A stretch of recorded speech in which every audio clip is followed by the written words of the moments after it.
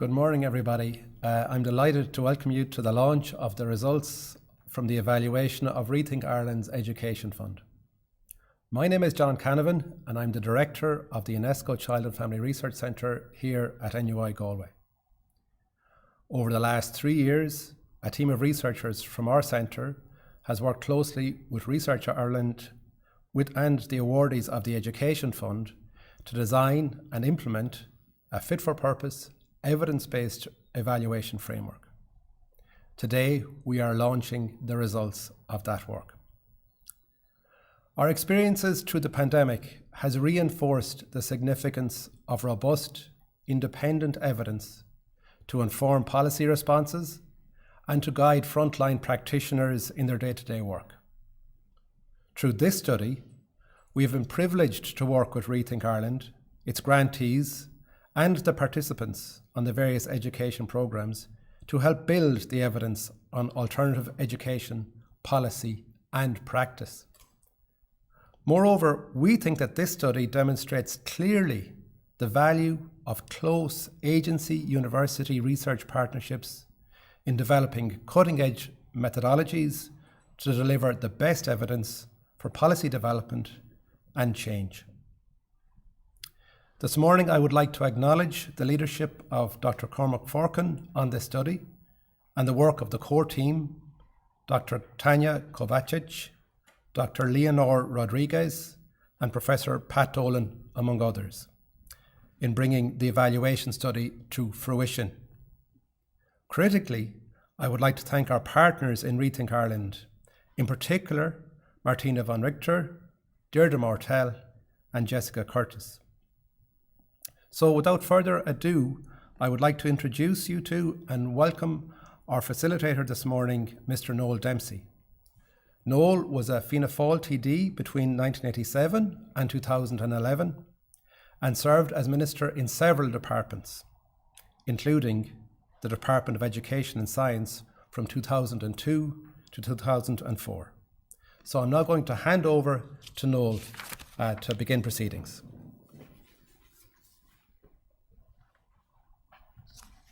Thank you very much, John. Good morning, everybody. Welcome to this launch of very important and significant research on ReThink Ireland's Education Fund. My thanks to Cormac and his team for the invitation to act as facilitator. The subject matter is one very close to my heart, educational disadvantage, and the second part of it, the use of research and data for policy making, which I think is extremely important. Maybe a little housekeeping to start with. The Twitter handle for this event is #EducationFutures. We'd like all attendees this morning to do everything you can to help us to trend on Twitter. So if you have comments or questions, we'd love for you to use that method of communication, and we won't be able to respond this morning, but we'll get back to you afterwards. Just an introduction to ReThink Ireland. It was launched 5 years ago by the then Taoiseach Enda Kenny. It's a national organisation supporting Ireland's most innovative non-profit organisations. Its dual mission is to stimulate philanthropy and to fund and back the very best social innovations in Ireland. It would take too long this morning to list its achievements so far since that launch, but you can see their full portfolio of work at rethinkireland.ie. Today is an event to launch one part of that work, the findings of its research, which explores the extent to which awardee projects under the Education Fund enable learners to progress their education and to transform their lives. Obviously, we can't go into all aspects of it. We will give you some insights into it. The aspects of the study and the findings. We can't go into it in fine detail in the hour we have this morning, but we invite you to read the two main outputs from this particular research, the executive summary and the full report, which are available at either rethinkireland.ie or childandfamilyresearch.ie. I'm just now going to introduce a video on the Education Fund, and afterwards we'll talk to Martina Von Richter. Imagine being too anxious to go to school. Imagine having an intellectual disability and not being able to go to university. Imagine that your chances of education were limited due to your economic situation. This is what educational inequality looks like. The education system has improved in Ireland, but education inequality persists. Did you know that 0.15% of people with intellectual disabilities end up at third level education? Very few learners can access higher education through community education programs. Students from affluent areas are twice as likely to go on to third level education than students in disadvantaged areas. ReThink Ireland, which was established to support social innovations to make a real difference in Ireland, launched the Education Fund 2017-20 and awarded 10 organisations with matched funding. These awardees provide innovative solutions to improve educational outcomes and career prospects for those experiencing educational disadvantage. 7 out of 10 projects were involved in a 3-year evaluation conducted by the UNESCO Child and Family Research Centre, NUI Galway. The evaluation investigated what worked to help people overcome inequality in education. We split the 7 projects into 3 clusters. Cluster 1, Oncason and TCPID, focuses on social inclusion and supporting students' educational progression through lifelong learning opportunities. Cluster 2, Trinity Access 21, Aspire 2 and Fast Track Academy, focus on curriculum reform and supporting participants to engage in diverse pathways to adulthood. Cluster 3, Cork Life Centre and iSchool, provides alternative modes of education for participants which are outside the mainstream system.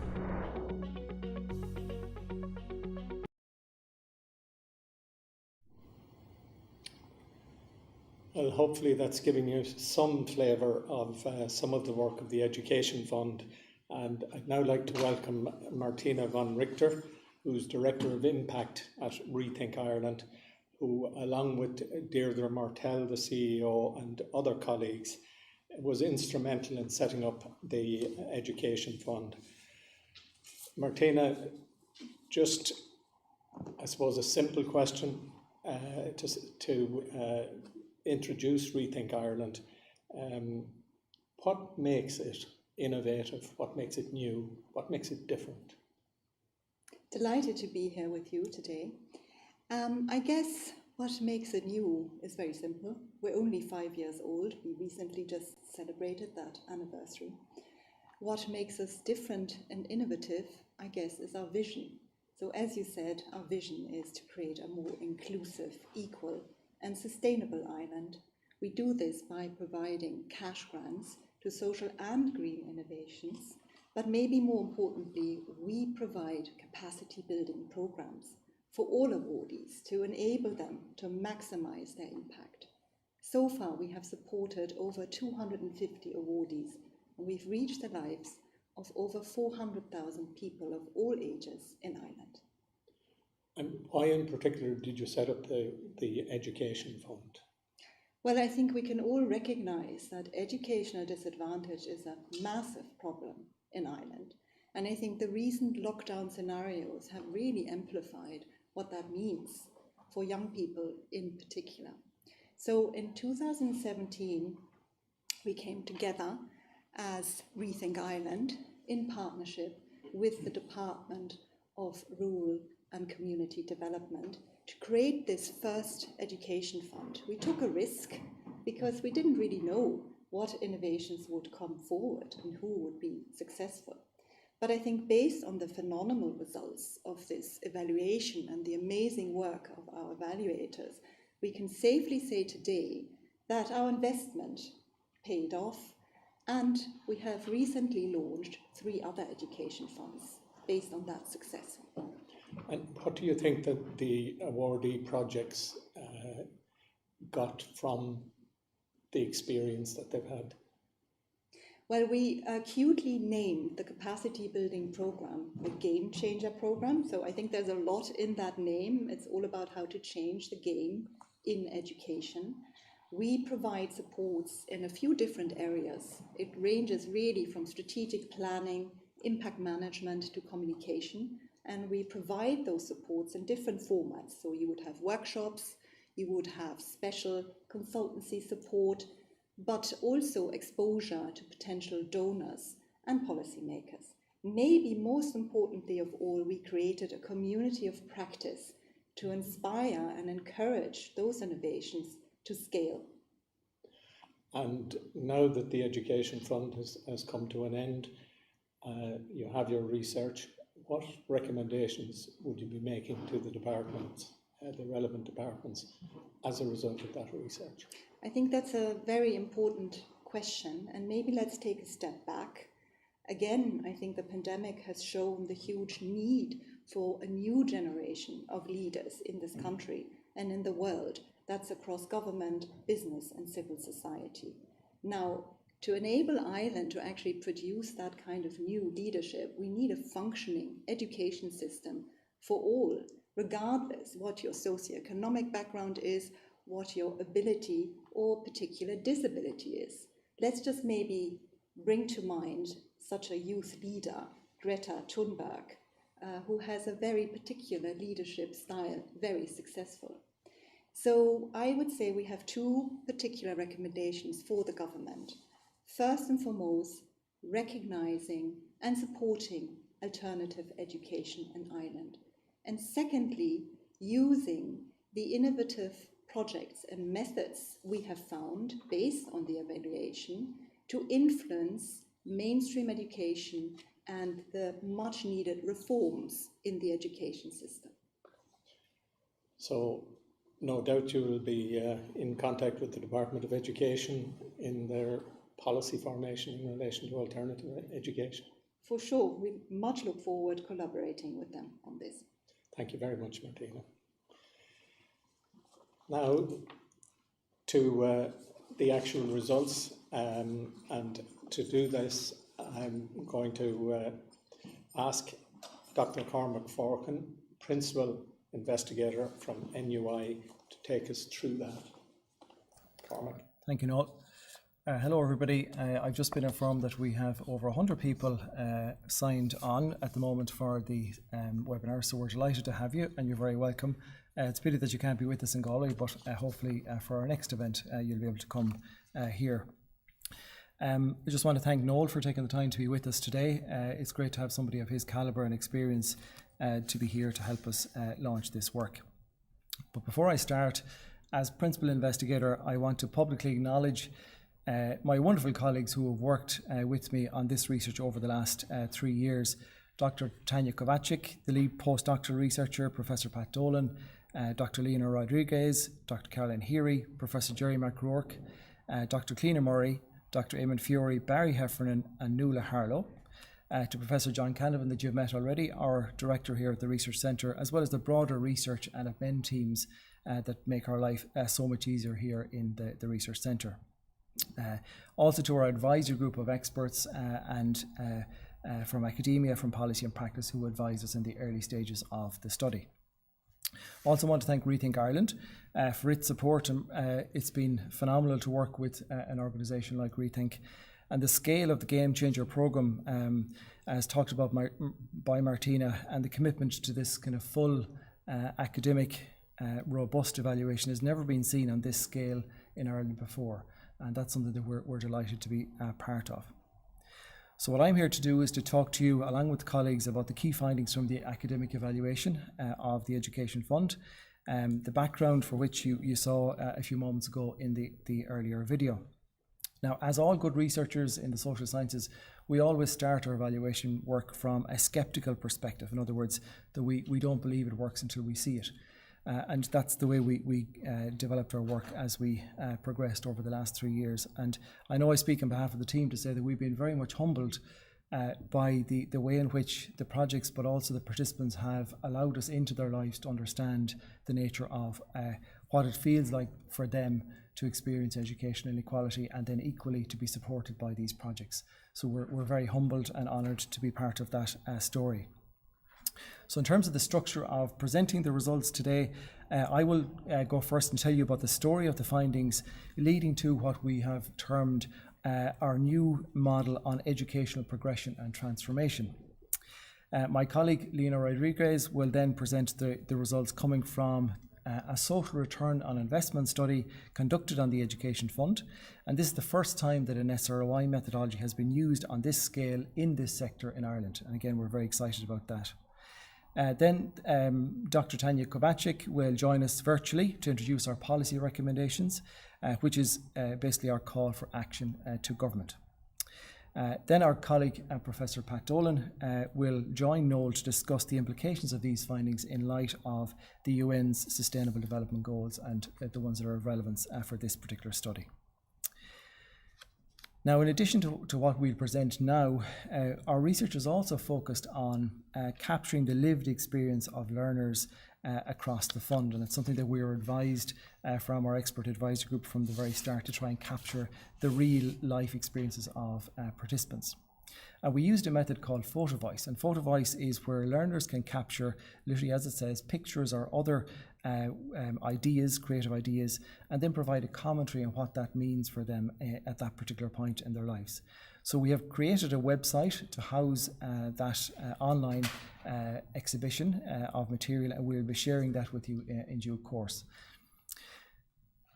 The evaluation was specifically designed to collate and synthesize information relating to the combined social impact of the 7 awardee projects within the Education Fund. And specifically, when ReThink came to us when we were successful with the tender, what they asked us to do was to identify models of excellence that could be then used to overcome inequality in education. So what we did to create that level of knowledge was we used a thematic cluster approach. So of the 7 projects that you're just after seeing in the video, there was a process engaged in where we clustered them by theme into 3 different clusters. So we didn't conduct a micro-level evaluation of each awardee project, but rather a cluster-level evaluation.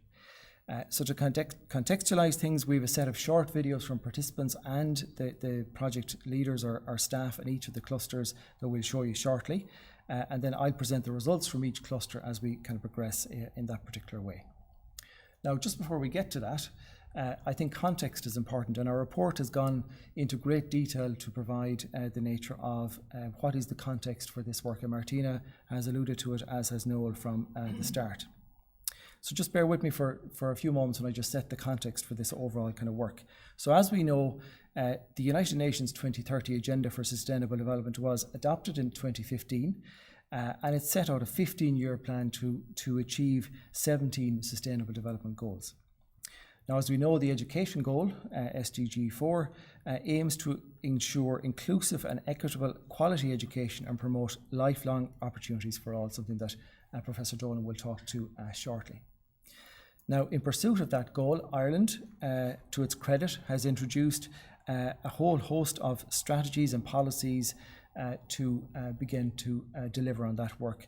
One of them being, going back as far as 2005, the Delivering Equality of Opportunities in Schools, or the DESH programme as it's more commonly known. And that's our main instrument for addressing educational inequality in Ireland. And we have documented in great detail the success that has been achieved by the Department of Education in that regard, and the way in which learners in Ireland compare favourably to other jurisdictions. Now, despite that positivity, there is still evidence that the idea of inequality and educational inequality perseveres in the Irish education system for some people. And we've known this for a long time. It has got better, and the difference between those that progress and those that don't has narrowed, but there still are a number of people that don't progress as should. And here's the problem. Except for Youth Reach, which is the state-provided programme of second chance education for those not in mainstream education, the area of alternative education is relatively unexplored and hasn't been explicitly defined or fully understood within an Irish education system. And even now we're waiting for the publication of a review of the alternative education system in Ireland. Now, even though Youth Reach is a fantastic service and it supports a number of students in their progression in education, it can't cater for all. So therefore, there's a lack of systematic information on the types and numbers of alternative programmes of education in Ireland, be those in place in tandem with the formal education system or wholly outside of it, and how they both support learners experiencing educational inequality. So that's the problem, is to try and generate the knowledge, and that's where the Education Fund came from. So the fund was designed by ReThink Ireland and opened to projects focused on improving educational outcomes for those experiencing educational disadvantage, which specifically supported learners to progress from levels 3 to 6 on the National Framework of Qualifications. So that was the overarching starting point for the projects. So to get into the findings, I'm going to ask Cormac to play the video from Cluster 1, which relates to two projects, the TCP ID, Trinity Centre for Intellectual Disability, and on Cuson VCC. Both of those provide access to adult education with their focus on different types of learners, be they young adults with intellectual disabilities and underrepresented groups of adults. So Cormac, I'll let you play the video, please. People with intellectual disabilities are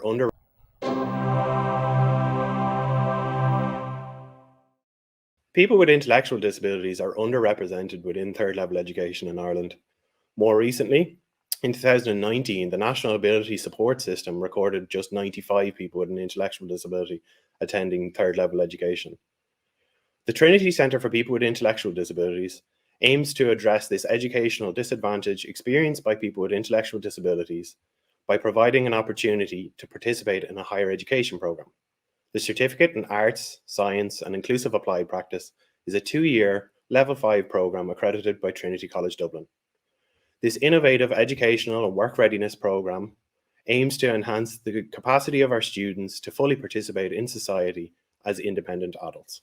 Before I came to college, I had a little job in the coffee shop in Delta Centre. I was part of the Special Olympics Club. The sport that I played was horse riding, badminton, basketball, soccer, bowling.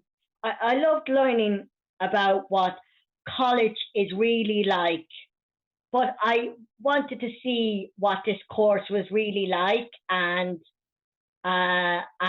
also about my internship. I did work experience in Mason Hayes and Kern, and I did my internship in KPMG. They were really brilliant. John was absolutely fantastic. Jack was very good. All my colleagues were absolutely really, really fantastic. And I loved my intern. I loved learning about the different tools. And I loved putting pictures into my PowerPoint, being shown how to put my pictures in PowerPoint. And I loved every minute of my intern. My name is Thomas Murray. I'm the higher education lead for Cuson. Cuson is a community education initiative in Tala in West Dublin. And we cater for a whole variety of learners from every age, from early childhood education and care through access, further and higher education. And we are set up to use the power of transformative education through learning, leadership and enterprise to end the injustice of poverty wherever we find it. Quite a lot of our learners are amongst the most marginalised in our society. They include lone parents, those experiencing socioeconomic disadvantage, and those seeking asylum in Ireland. And what we found works is providing a really inclusive learning environment for our learners, and that means a whole series of wraparound supports through counselling, hospitality, as well as digital inclusion, catering for learners' access to online education programs. With the support of the Social Innovation Fund, we were able to offer our third level courses to learners experiencing disadvantage in communities across Ireland.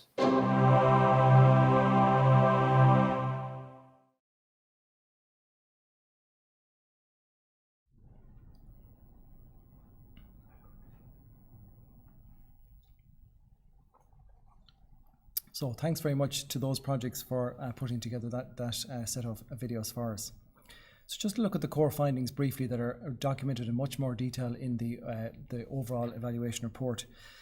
The first thing that you might remember from what I've said that we were asked to do was to track progression of learners on levels 3 to 6 on the QQI framework.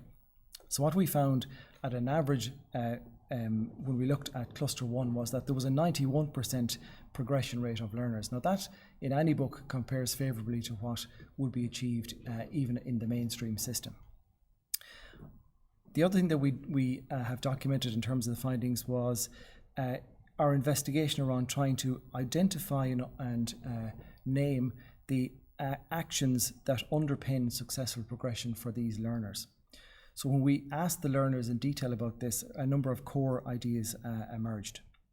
For the TCP ideal learners, it included the fact, first of all, that there was a programme that they could attend at third level. That was a massive point for them, which involved work placement, real work placement, mentoring, and the opportunity to have access to real employment opportunities afterwards. So they were the real kind of wins for those participants. For learners in An Cosán, their success was very much associated with being able to do education in a flexible, blended way that was student-centred, went at their own pace, and was very much about a gradual progression from A to B. Now, the common finding across that cluster is that progression in education is understood as an individual and ecological concept. So it's very much got to do with the systemic opportunities available to the person being matched with the available resources that in turn lead to this progression. And that's a major finding from that set of projects in Cluster 1. Again, I'll invite you to look at the details of the multiple ideas we found for Cluster 1 in the report itself. We'll go to the video number 2 now for Cluster 2. And Cluster 2 focuses on curriculum reform and supporting participants to engage in diverse pathways to adulthood, and includes the Trinity Access 21 programme, Aspire 2 and the Fast Track Academy.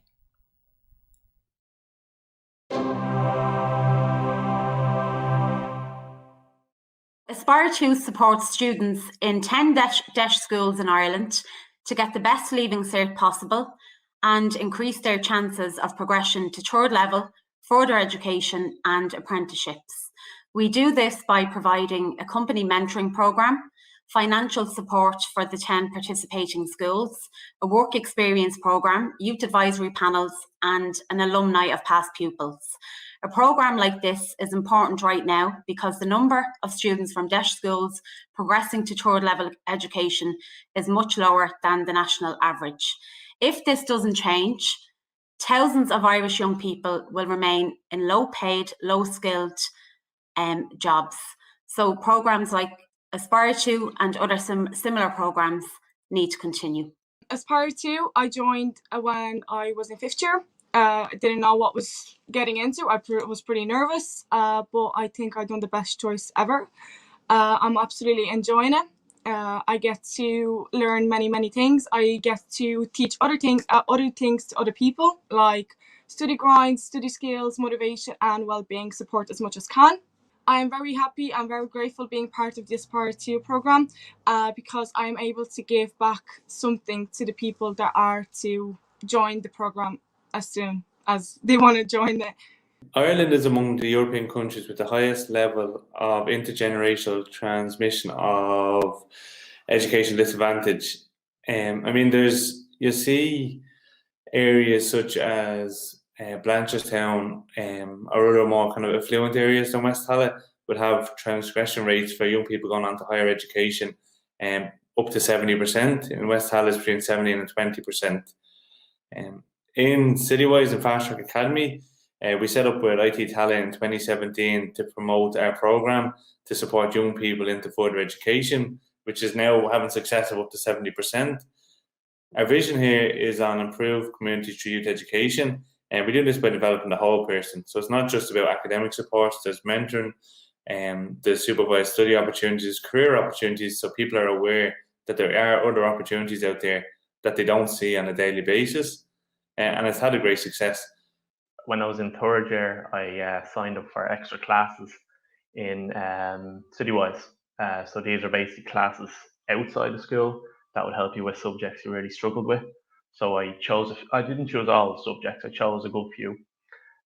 So I did that for the course of third year. I got my results and I was over the moon with my results. I didn't think I'd get those kind of results, but it was through the help of Citywise that I got those results to the junior cert.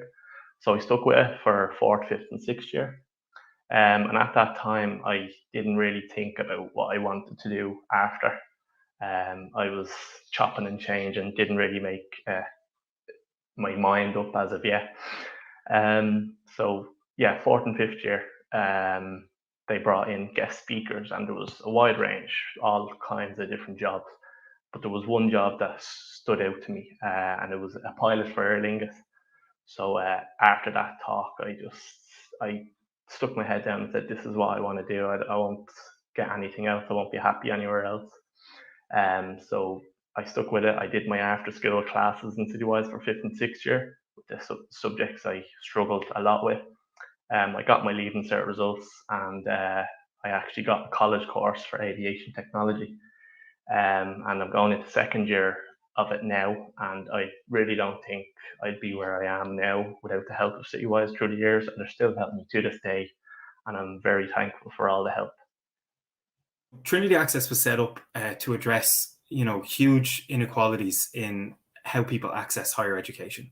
So, if you're from a socioeconomically disadvantaged area, for instance, you're about half as likely to go to college as someone who comes from an affluent background. So about, something like 5 students from disadvantaged backgrounds access college for every 10 students that do from affluent backgrounds. And so we're set up to try and change that number, to try and help people who have been marginalized in the education system access and progress through education. And so Trinity Access is there to try and help people who, for whatever reason, be it where they live, their nationality, their ethnicity, have been underrepresented historically at third level. Growing up, in Donemead, university always seemed so distant for me. My mom never went to college. She left school, quite early, and my 2 brothers never went to university or college or anything like that. So it was always seemed so far away. We always seem so far removed from there, even though it's in, they're all around us, and Trinity, particularly in the centre of town, it just seems so far away from us. But growing up and taking part in, the Trinity Access programme ever since 2nd year in secondary school, those barriers and that sort of distant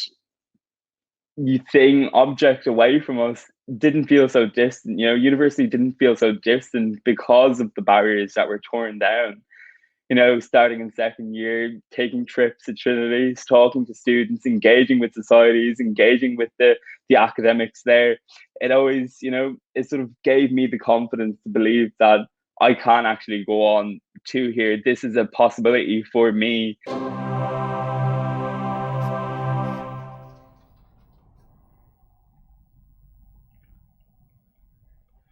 Again, thanks to projects from Cluster 2 who took the time to help us put those very interesting and telling videos together about what they do and the issues that they face. So if I use the same format and go back to the progression rate, what was the progression rate for Cluster 2? Well, when we looked at it in the round, we found that there was a 94% progression rate, which is extremely high in any scale, on any scale. And then in terms of the actions that we found that underpinned the success for projects in Cluster 2 and for learners in Cluster 2, it came down to a few very straightforward in one way but very complex issues. These were one-to-one student-centred approach to learning. Having a mentor was crucial, again, somebody that you could bounce ideas off and get support when needed. And the provision of informal activities to enrich students' experiences with life in general. So whatever the needs were, to be able to have the space to do that. Now, more importantly, though, at a combined level, what we found in that cluster was that the cluster and the activities of those projects started from a recognition that education is still, in Ireland, is still very much a middle class concept. And what the projects try to do is to change the culture of education in schools and communities by working with the students, the teachers, and all the players in between. And that's their overall aspiration, is to make education accessible for all through their activities, as we've heard about in their videos. So again, I'd invite all of you that are watching to have a look at our long report, and you'll see all of the detail of the core findings from that particular cluster. So we'll go to our next video from Cluster 3. And Cluster 3 is combined or comprises of two projects, the Cork Life Centre and iSchool. And both of these projects are providers of alternative modes of education which are outside of the mainstream system.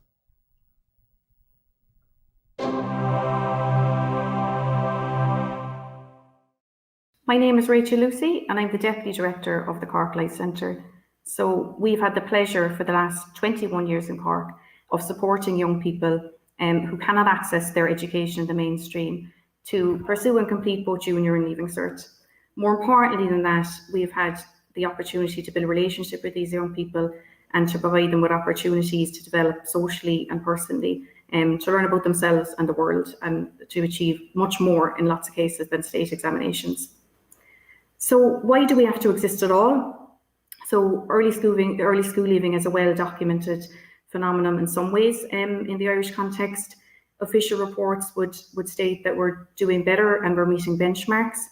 This hasn't always been our experience on the ground. I suppose one of the most difficult parts of our job is the increasing and steady rate of referrals we receive each year. So I suppose that the term early school leaver is a very simple and one-sided way of explaining a very complex phenomenon. So our own experience is that young people don't choose to get up and leave school one day. It's a complicated process that happens over time, where gradually young people disengage from school for a range of reasons. Top amongst them in our group would be continually being suspended from school, as well as young people finding it really hard to manage their mental health in the school context. This place genuinely has given me the opportunity to move on with the rest of my life with the skill set, definitely to be able to listen to people, to be the willingness to help people, and see the good in people, you know what I mean, besides what's all there on the surface, you know what I mean, because just speaking from my own experience, that is exactly what I feel like this place has almost granted me, you know what I mean, like this power to actually just be able to understand people and a whole lot better, and you know, think a whole lot deeper, and you know, than just what you see on the surface. Besides the education, besides all this, I think that's the biggest and the most valuable thing I think I'm going to take from it. So the good news is Ireland has some of the lowest rates of early school leaving in the EU, and the most recent data shows that of the 60,000 students who started the school year in 2013, 1,500 did not sit their junior cycle exams. That's still 2.5%. It's no surprise that leaving school early without an adequate qualifications has consequences for employment, for poverty, life chances, mental health, and the impact on the community and the family can be detrimental. iSchool offers young people aged 13 to 16 the opportunity to re-engage in education and to gain meaningful accreditation. Our program is built around the needs of each individual young person, and we build a comprehensive education plan for the needs and ability of each student. No one student is the same, but all students want to learn, and we've seen that on iSchool. When I started iSchool, I thought it'd be difficult, mainly because of the time I had when I started secondary school. I didn't really spend too long in there. I just couldn't really handle it. Even though everyone around me could, there was just something about it that didn't click with me anyway.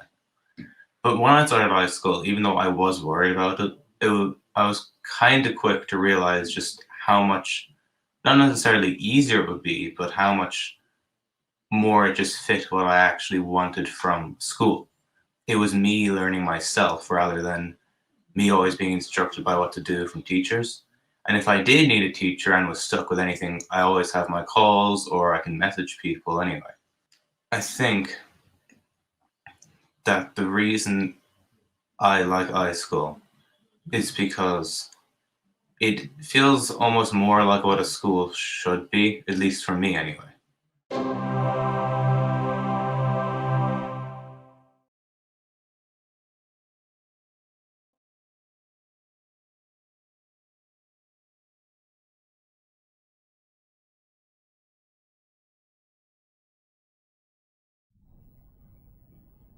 Okay, so again, thanks to the projects in Cluster 3 for helping us with those videos. So the progression rate for Cluster 3 was, we found to be 54%, which is lower than the other two, but there's a good explanation for that we've explained in the report. It was just simply that the participants hadn't finished the progression route, if you like, by the time we were finished with the research. So again, that's not a truly fair figure, if you like, in that way. So we know that would be higher in the end. Now, something that came from this very much around the key findings for this was that progression can be quantified only by reference to the QQI framework and how learners progress along that, but more understood in terms of an individual's lifelong journey. And what we found was that the following actions are used by projects to support that journey in the person's education, but also in their life. So having a safe, secure and informal learning environment was crucial to learners. Having holistic, individualized support was something that came up again and again. Personal development focused on the needs and strengths of the individuals, and very much an approach to learning that was tailored to the individual. So that's a snapshot of the findings from the three clusters. What I want to do now, just to wrap up before I hand over to Leonor, is to introduce you to something we're very proud of, is a new evidence-based model on educational progression and transformation. So as I said earlier, the overarching aim of the evaluation was to investigate the extent to which the practices and processes used by the projects could serve as models of excellence in overcoming educational inequality. Now in section 4 of the report, we set out our new evidence-based model on this notion of educational progression and transformation. And what we were able to do with our research was, which has never been done in Ireland on this scale before, is to look inside the black box of these 7 projects to find out how they support their learners. And what this model shows is how the projects developed and implemented these innovative approaches that we have called actions. I'll just ask Cormac to share a slide with us at the moment, which is this model and so on. And again, you can look at it in detail in the report. So we found that the progression of learners is, of course, about participants moving along the framework of qualifications and achieving hard outcomes. However, our data and subsequent model shows that it is also about their personal transformation and development of their soft outcomes, like increased independence, increased self-confidence and increased positive future outlook. Our evidence-based model recognises that awardee projects provide critical and enabling actions for their participants in both of these domain areas and ultimately address better well-being for participants. So it's not just about hard outcomes, but it's equally important about the soft outcomes, and Leonor is going to talk more about this shortly.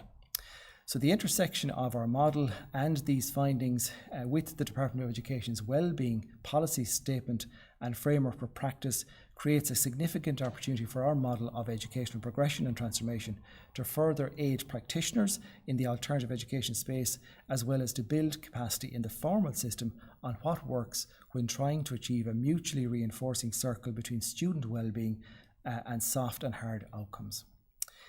The thinking behind ReThink Ireland's establishing the Education Fund in the first place was to explore the practices and processes found to be beneficial when addressing educational inequality.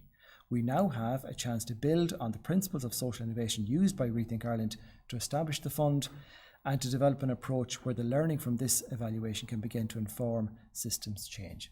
So thanks very much, Noel. That's my slot finished. Thank you very much, Cormac. Some very interesting findings from that. The high progression rates in particular was something that you've referred to. One thing that struck me about all of the research and from the videos as well was the positive changes each individual spoke got from their own involvement in this, their independence, their self-confidence, better communication and social skills, all of those were rated highly on this.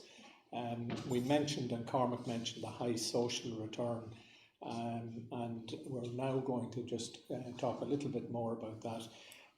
The evaluation of the Education Fund involved that social return on investment study. That was designed to explore the perceived social value for participants of the outcomes they achieved as a result of their being involved in their respective projects. And to tell us more about the results of that particular research, I welcome Dr. Leonor Rodriguez just to give us a summary of the findings there. Yeah. So thank you very much, Noel, and good morning to everyone watching us. Thank you very much. So as Cormac has alluded to earlier, we used 7 core questions to guide the focus of this evaluation. So my job this morning is to walk you through the findings of question number 7, which is specifically what is the social value for participants of the outcomes they achieve in their respective projects. So just to answer this question, we used, as you can see in the slide, a social return on investment methodology that I will call SRI for short from now on. So SRI really is a framework. It's internationally used and it's internationally accredited, and it's been rapidly growing and developing in Ireland as we speak. However, as Cormac briefly mentioned earlier, we're really happy to say that this is the first time that we have used SRI in this scale in research ever before. So we're really happy about that. And I would just like to thank as well our colleague Team Goodspeed from Social Value UK, who really has supported us a lot along all the process of SRI from start to finish, and he still is.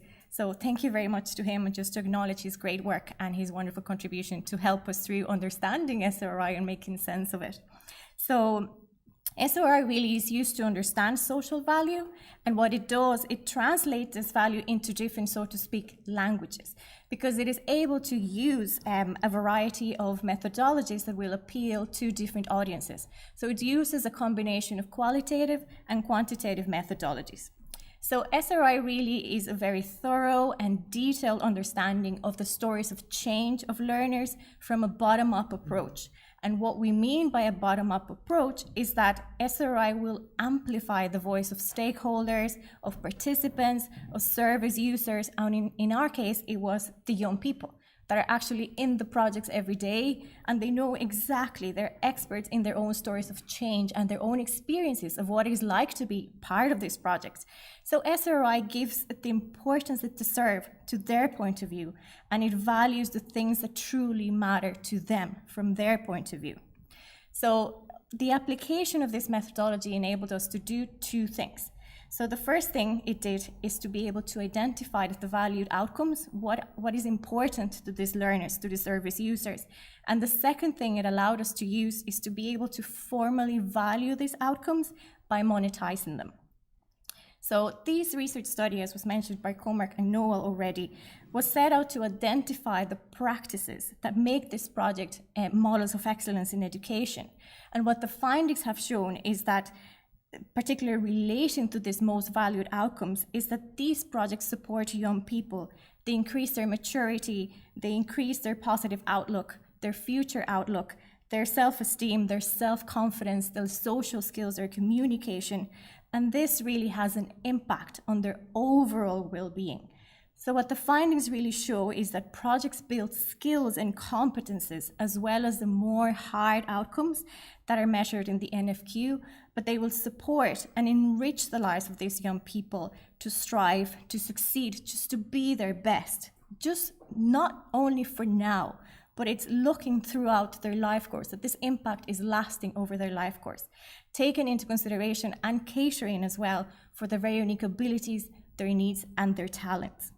So the second thing that SRI enabled us to do was to be able to formally value participants' most important outcomes.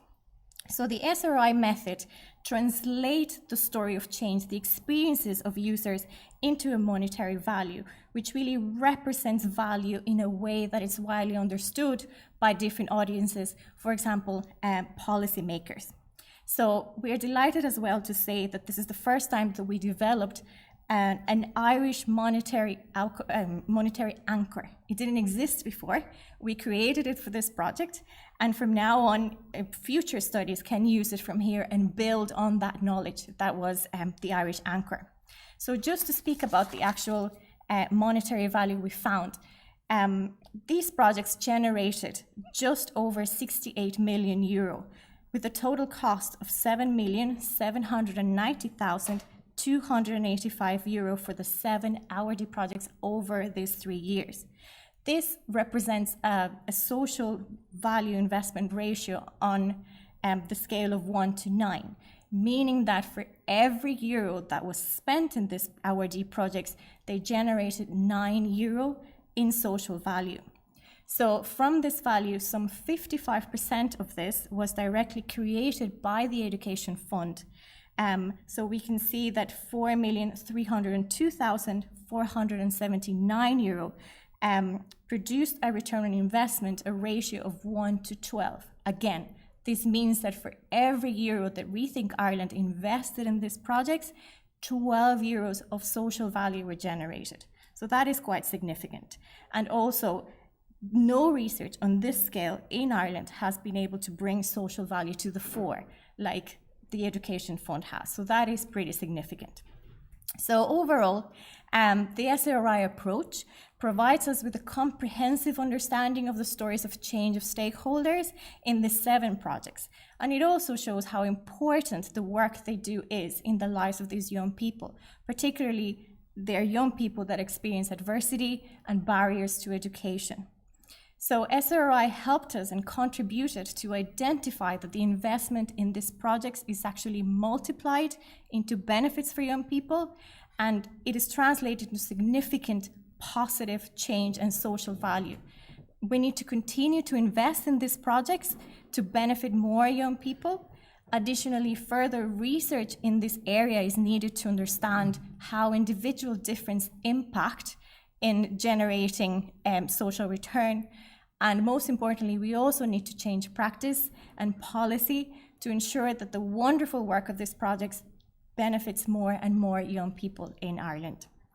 So I would now like to introduce my wonderful colleague, Dr. Tanya Kovacic. She is the postdoctoral researcher that has been a powerhouse these 3 years through the Education Fund, and she's an absolute star. She can't join us today in person, but she has prepared a short input to present the recommendations for policy and practice as a means to support and maximize really the incredible work that these projects do going forward.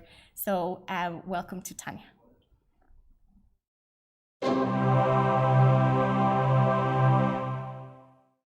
As a result of this major evaluation, we have recognized 4 key policy recommendations. And we would like to share these 4 key policy recommendations with you now. Recommendation number 1, develop a cross-departmental strategy on tackling educational disadvantage by tackling the social and economic inequalities facing children, young people, and their families, using the learning on what works from this study on alternative education providers. Recommendation number 2, the Department of Education to formally recognize alternative education provision as educational providers in their own right and fund them in the same way as the formal education system. Recommendation number 3, create a forum for mainstream and alternative education providers to exchange evidence-based knowledge and experiences to support all learners. And recommendation number 4, organize a showcase where the learning about actions and processes used by the awardee projects to tackle education inequality can be shared with mainstream and alternative education providers and with broader society.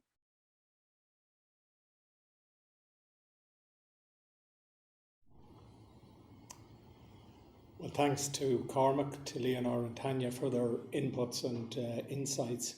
It just struck me there as we were talking in particular about the social return on investment study that it's a very, very useful tool for a department like the Department of Education. I always found it in the past going to budget time trying to get money, you were always struggling to convince Department of Finance perhaps that social benefit should be measured. Now we have a way of doing it, and I hope this project will encourage other aspects of the department or of the education system to use it more to bolster their case for funding. Can I just give a final reminder to all of you about the hashtag Education Futures? Again, if you have comments, questions, or observations, we'd be delighted to get them from you. And to conclude the event, I invite Professor Pat Dolan, who's UNESCO Chair in Children, Youth and Civic Engagement, just to conclude the event by discussing the implication of the findings in light of the UN's 2030 Agenda for Sustainable Development, particularly Goal SDG 4, which aims to ensure inclusive and equitable quality education and promote lifelong learning opportunities for all. Pat, you're very welcome. And you said you'd wax lyrical on this, so... Yes, indeed. Thanks very much, Noel, and it's a pleasure. First of all, it's great to be here.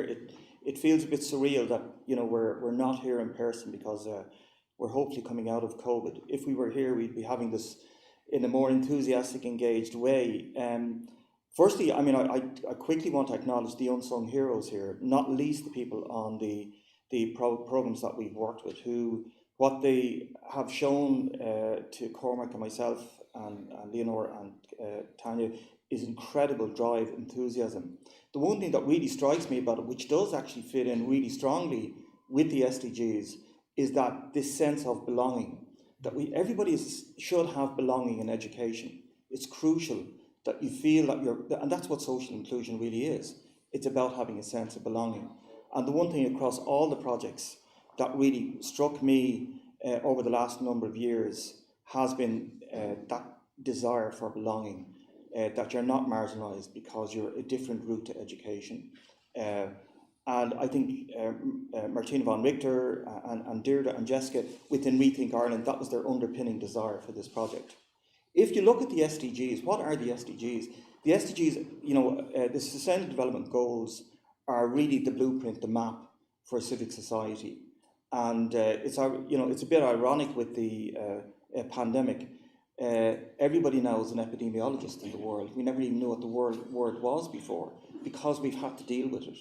And in many ways, for people who are disadvantaged in education, their disadvantage in a way has made them their own expert in their exclusion. So really the key question here, if you take back, the evaluation is producing really forensic evidence at a very high quality that this works. So the question is, how do you get this into the main bloodstream of the education system? And I actually think due adherence and due attention, both politically and from a social perspective, to the SDGs, and particularly SDG 4.7.1, which is about quality education, is the key. And actually that is the fulcrum to the other SDGs. For example, SDG 3, which is about health and well-being, and even SDG 1, which is about poverty. And poverty is not just about not having enough money. Poverty is a much wider thing. It's about your place, your value, who you are in civic society. So, it's very timely in one way that our research report is coming out now, because it's at a point in Irish civic society where I think we're really asking ourselves, what do we value as important? And a key question for that is that education is for everybody. It's not. And whether it's a lifelong journey, whether you're a late learner, whether you're a learner that comes in a curious and different route, you're the same as anybody else in the education system. It's a really important value statement. And I really feel that we're at a kind of a crossroads, and we have an opportunity here, which it's not about actually talking about that as something that can happen. It's something that should happen, but we have to make it happen. And really, the evaluation is a really good photograph. That's what the team have done here, and I've been honoured to work with Cormac and colleagues at the centre here. We've taken a really, really good photograph that we're proud of, but we're only the photographer. We're not the engine. And the engine in this is the fantastic programmes we've evaluated that need to be scaled up. and need to be taken the same as STEM. We need to, we do a lot of research here on empathy. If we really believe in empathy, it's about active empathy and compassion. And we have to put compassion, not just because it's the right thing to do, which it is, but also because we have the evidence. This works. We have it now like we never had it before. So I'm really delighted to be here and really happy to engage with this into the future, as our colleagues. And a final word of thanks to ReThink Ireland for including us in this journey and ever onward. And your message to government is scale up, and engage, and do it. For the really good reason. Even if you do it for no other reason, the social return on investment it's well worth the investment. Okay, thank you very much. You told me you'd wax lyrical. Obviously, feel very passionate about it. So it only remains for me to say to thank you all for joining us, to thank all of our participants, and to look forward to action on these fronts into the future.